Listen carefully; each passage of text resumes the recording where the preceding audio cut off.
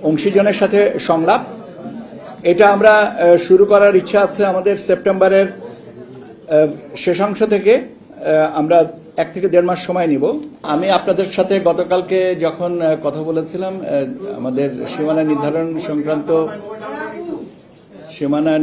সংক্রান্ত শুনানি শেষে আমি তখন আপনাদেরকে বলেছিলাম যে আজকে আপনাদেরকে কিছু তথ্য দিব। সেই তথ্য ধারা সেই সম্পর্কে আমি আপনাদেরকে আমি জানাচ্ছি যে আপনারা জানেন যে মাননীয় প্রধান উপদেষ্টা দপ্তর থেকে আমাদের কাছে চিঠি দিয়ে জানানো হয়েছে যেন আগামী রমজানের শুরুতে, রমজানের আগে জাতীয় নির্বাচনের ব্যবস্থা করা হয়। তার ধারাবাহিকতায় এবং এর আগে থেকে আমরা এ বিষয়ে যে বিভিন্ন কার্যক্রম যেগুলো আছে সেই কার্যক্রমগুলো আমরা চলমান রেখেছিলাম এবং সময় সময় আমি আমাদের মাননীয় কমিশনার ব্রিগেডিয়ার ফজল সাহেব এবং সিইসি মহোদয় বিভিন্ন সময় আপনাদেরকে বিভিন্ন তথ্য দিয়েছি। এখন সম্মিলিতভাবে আমরা যেটা আপনাদেরকে আজকে জানাচ্ছি যে সেটা হচ্ছে যে আমাদের কর্মপরিকল্পনাটা কি। আমরা এই আগামী নির্বাচনকে সামনে রেখে, জাতীয় নির্বাচনকে সামনে রেখে আমাদের কর্মপরিকল্পনাটাকে আমরা মোটামুটিভাবে 24টা ভাগে ভাগ করে আমরা আমাদের কর্মপরিকল্পনাটা প্রস্তুত করেছি।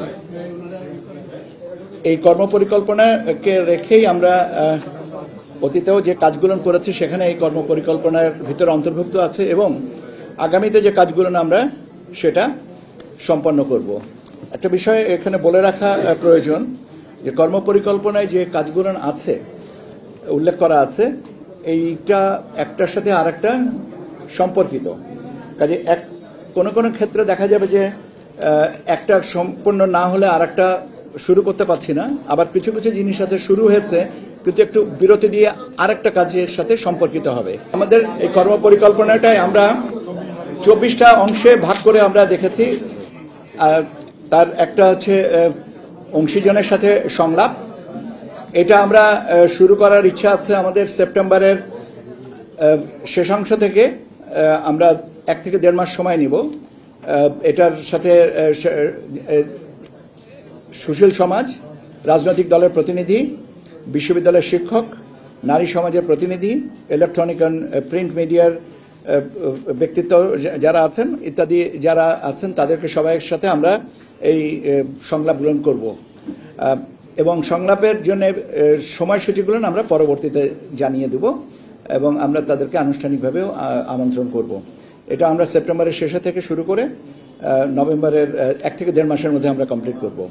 আপনারা জানেন যে ভোটার তালিকা এই কাজটা আমরা অনেক দিন ধরেই করছি এবং আমরা আপনাদেরকে জানিয়েছি যে আমরা 3টা ভোটার তালিকা এবার প্রকাশিত হবে এবং একটা হয়ে গেছে 2রা মার্চ, এখন আরেকটা যেটা হচ্ছে সেটা হচ্ছে 31শে অগস্ট, আর এর পরবর্তীতে আমরা 31শে অক্টোবর পর্যন্ত যাদের বয়স 18 বছর হবে তাদেরকে নিয়ে একটা ভোটার তালিকা করব, যেটা আমরা কমপ্লিট করব by the end of November. নির্বাচন আইন বিধি সংস্কার এবং এর সাথে একটা আমরা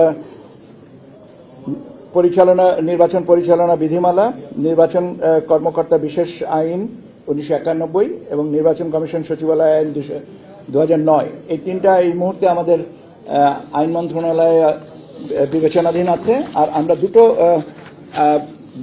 আইনের বিষয়, একটা বিধিমালা আর একটা আইনের খসড়া আমরা পাঠাবো, একটা আরপিও আর একটা হচ্ছে যে রাজনৈতিক দল ও প্রার্থীদের আচরণ বিধিমালা।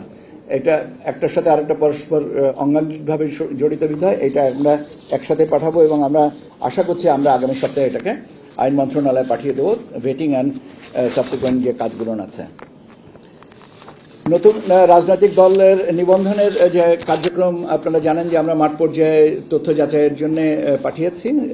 কয়েকটা অলরেডি আমরা কিছু কিছু জায়গা থেকে পাচ্ছি এবং এটা চলমান থাকবে এবং আমরা আশা করছি যে এটা আমরা সেপ্টেম্বরের ভিতরে কমপ্লিট করতে পারবো। সেপ্টেম্বরের ভিতরে তথ্য পাওয়ার পরে আমরা বিজ্ঞপ্তি দিয়ে তারপরে এটার বাকি কাজগুলো কমপ্লিট করব। জাতীয় সংসদের নির্বাচনী এলাকার সীমানা নির্ধারণ সংক্রান্ত যে কাজগুলো আপনারা জানেন যে গতকাল পর্যন্ত আমরা শুনানি নিয়েছি এবং আজ কালকেও আমরা শুনানি পরবর্তীতে আরও কিছু কাজ যেগুলো আছে যুক্তি পাল্টা যুক্তি এবং সেগুলো নিয়ে আলোচনা এবং এটা নিয়ে আজকেও আবার আমরা পরবর্তীতে বসবো।